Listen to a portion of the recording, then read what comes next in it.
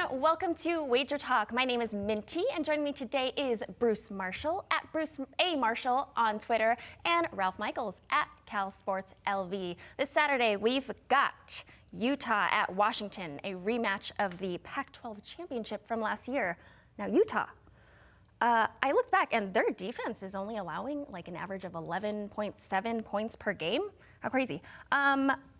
They've got the number 2 running back in the Pac-12, Zach Moss. They can certainly pass the ball and play a solid defense. Now, Washington hasn't won a home game since week 2 against USC. Will they win this time, or can we expect an upset, Ralph? Yeah, I lean Utah here, and I'm going to have some technicals to go with the under.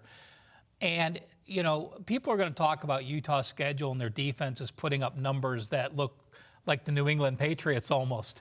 You know, but when I look at numbers, you have to put them in perspective. And the number one thing I hang my hat on is when a team holds an opponent to a season low, that's something that's impressive. Well, Utah's held 7 of their 8 opponents to a season low on defense. That's telling you they are shutting down their opponents better than anyone has the entire year. And the other game was a number 2 season low. You look at Washington in the Pac-12. USC, they got outgained. Stanford, they got outgained. Oregon, they got outgained. I think Washington's still living on the Jacob Eason, they're going to win the Pac-12. They're going to be that type of team. But to me, I really do like Utah in the spot. Zach Moss, you said, he may be the number 2 rusher in the Pac-12.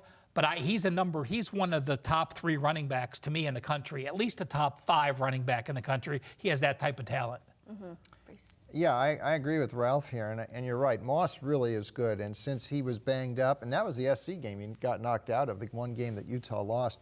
That's the only game Utah's lost, and it's interesting now the Utes are going to need somebody to beat SC to get into the Pac-12 title game, so we'll see how that plays out. But this is revenge. They actually lost twice to the Huskies last year, once in Salt Lake and then once in Santa Clara for the championship. Ralph mentioned Moss, how tough he is running the ball. Huntley is also putting up some very good numbers this season. The one thing I think you can look at for the Huskies, though, is defensively, this is not the same team as it was a year ago. I saw them in person against Stanford really get bullied in that game. That shocked me. But that, like Ralph said, they've been getting outgained in a lot of these games. It almost figured they lost a lot of key guys from last year who left. Graduation depleted defense.